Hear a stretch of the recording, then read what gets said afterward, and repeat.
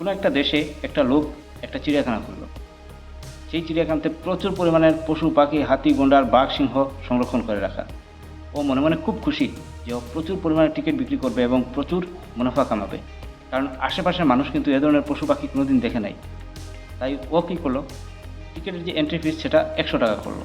ও ভাবলো যে অনেক টিকিট বিক্রি হবে, কিন্তু দুর্ভাগ্যবশত কোনো টিকিটই বিক্রি হলো না। তারপর বাধ্য হয়ে ও টিকিটের যে ফি সেটা 50% কমিয়ে দিল, অর্থাৎ 50 টাকা করে নিল। এবার ভাবলো এবার হয়তো অনেক টিকিট বিক্রি হবে, কিছু না কিছু মুনাফা অবশ্যই কমাতে পারবে। কিন্তু দুর্ভাগ্যবশত এবারও কোনো টিকিট বিক্রি হলো না। তারপর ওই লোকটা পুরো হতাশ হয়ে গেল। হতাশ হয়ে টিকিটের মূল্য আরও 50% কমালো, অর্থাৎ 25 টাকা। ভাবলো যে যা টাকা ইনভেস্ট করেছে কোনোভাবে যাতে সেই টাকাটা উঠে যায়। কিন্তু দুর্ভাগ্যবশত এবারও কোনো টিকিট বিক্রি হলো না। তারপর তো ও পুরো হতাশ, কী করবে, এত টাকা ইনভেস্ট করলো। তারপর ও অনেক চিন্তা করলো। হঠাৎ ওর মাথাতে একটা বুদ্ধি আসলো। ও কী করলো, টিকিট মূল্য যেটা পুরো ফ্রি করে দিল। যে যাবে, বয়স্ক হোক বাচ্চা হোক, কারোর জন্য কোনো টাকা লাগবে না, পুরো ফ্রি। এবার এই খবরটা যখন আশেপাশের অঞ্চলে পৌঁছালো, কী মানুষের ভিড়, কী মানুষের সমাগম। সবাই পশু পাখি দেখার জন্য একদম ঘর থেকে বেরিয়ে ওর চিড়িয়াখানাতে এসে পড়লো। চিড়িয়াখানাতে মানুষই জায়গা হচ্ছে না, এত মানুষের ভিড়। মানুষগুলো চিড়িয়াখানা দেখার পর ভালোই দেখছে পশু পাখি। হঠাৎ বাঘের যে চিড়িয়াখানার দরজা, সেই দরজাটাও খুলে দিল।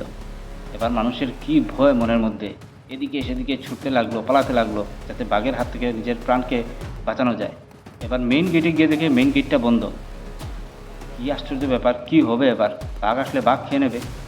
তখন গেটের মধ্যে সবাই দেখতে পেল যে এক্সিট ফি লেখা 500 টাকা, অর্থাৎ ঢুকেছ ভিতরে ফ্রি, কিন্তু বেরোতে হলে 500 টাকা দিতে হবে। কি মহা মুশকিল ভাই, এবার মানুষের কি অবস্থা।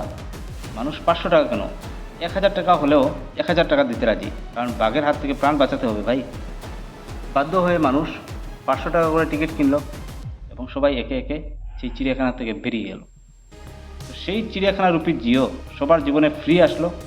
এখন সেই বাঘরূপী রিচার্জের দরজাটা খুলে দিয়েছে। এই গল্প থেকে এটাই শিখলাম যে যদি কোনোদিন কেউ কিছু ফ্রি অফার করে তাহলে সেটা নিতে নেই, কারণ সেই ফ্রি রূপে আমাদের জন্য কোনো হয়তো ফাঁদ পাতা, যেটা আমরা বুঝতে পারি না। ধন্যবাদ।